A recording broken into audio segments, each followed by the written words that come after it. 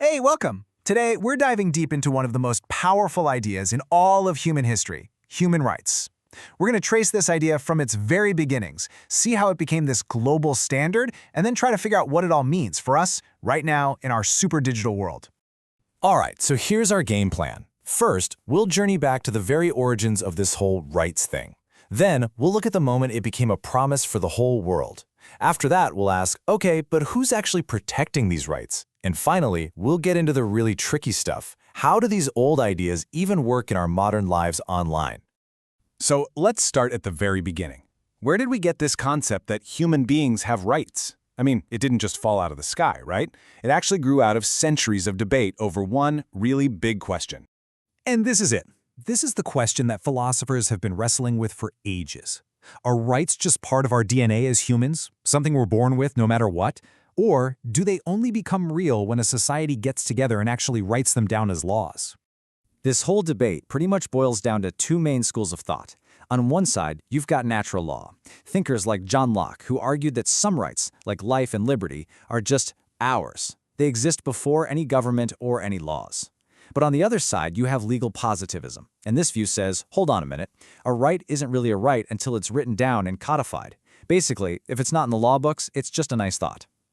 And you can actually see this philosophical tug-of-war play out in history. It's a long journey, starting way back in 1215 with the Magna Carta, which was the first real shot across the bow saying, hey, even a king's power has limits. And then boom, the idea explodes during the Enlightenment, with the American and French revolutions declaring loud and clear that some freedoms belong to everybody. So for a long time, these ideas were mostly cooking in Europe and America. But then a truly horrific global catastrophe would take these concepts and launch them onto the world stage, turning them into a universal promise for all of humankind. After the absolute devastation of World War II, the world was just reeling. Leaders from all over got together, and the feeling was, we can never, ever let this happen again. They realized they needed a common set of rules, a shared understanding to protect human dignity everywhere, and that sense of urgency brought them to this one critical year. And this is what that year gave us, the Universal Declaration of Human Rights. Seriously, this was a game changer. It was the first time in history that nations from all corners of the earth came together and agreed on a core set of rights and freedoms that should apply to every single human being on the planet. No ifs, ands, or buts. So let's just be crystal clear on what we're talking about here. Human rights aren't a privilege. They aren't something a government gives you, which means they can't be something a government takes away, either. You have them for one reason and one reason only. You are a human being. Doesn't matter where you're born, what you look like, or what you believe. And this whole idea is built on three unbreakable principles. First, universality. They're for everyone, everywhere. Simple as that. Second, inalienability. They're a part of you. They can't be sold, given away, or taken from you. And third, and this one is so important, indivisibility.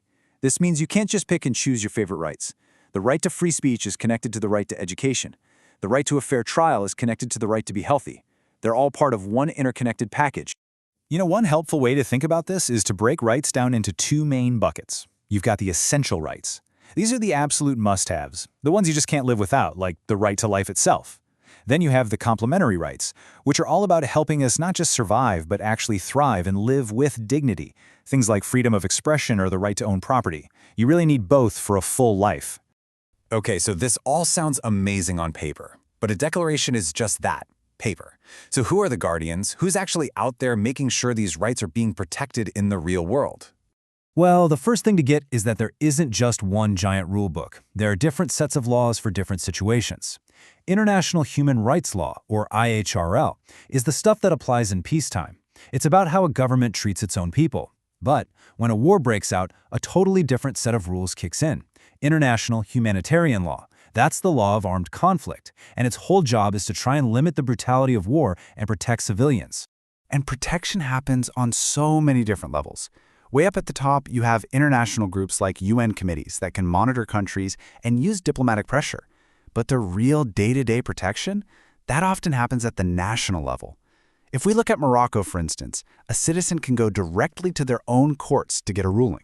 Or they can go to national institutions like the CNDH, which can mediate, investigate, and push for actual reforms.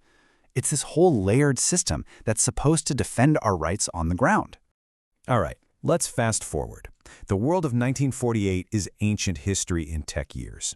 So the big question now is, how do these fundamental rights to things like privacy, expression, and identity, how do they even hold up in the age of the internet? To really get this, it helps to think about how our identities are formed. We can imagine two models. First, there's the archetype, whose identity is really shaped by tradition, family, the local community. Then, there's the prototype, who's kind of in the middle, balancing all those traditional things with modern influences from media and education. Well, the internet has basically put the shift from archetype to prototype into hyperdrive for everyone. And wow, has that shift transformed our society. Community solidarity used to be about the people on your street. Now it's about digital solidarity, built around a hashtag. We're all constantly trying to figure out how to balance our cultural values with the new kinds of freedom we find on platforms like TikTok and Facebook. And all of this has created this incredibly powerful new thing, digital public opinion, which can now directly pressure governments and shape policy. But don't think this is some lawless Wild West. Governments are scrambling to catch up. They're trying to build new legal frameworks that apply those timeless rights to our digital lives. A perfect example of this is all the new laws popping up around the world to protect our personal data, which is really just a 21st century version of the classic right to privacy. And so, that's the challenge we're left with.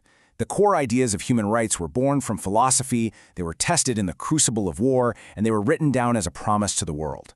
But now, they're facing a whole new test. In a world of algorithms, AI, and digital identities, figuring out how we protect these fundamental, oldest rights for every single person, well, that remains one of the most urgent questions of our time.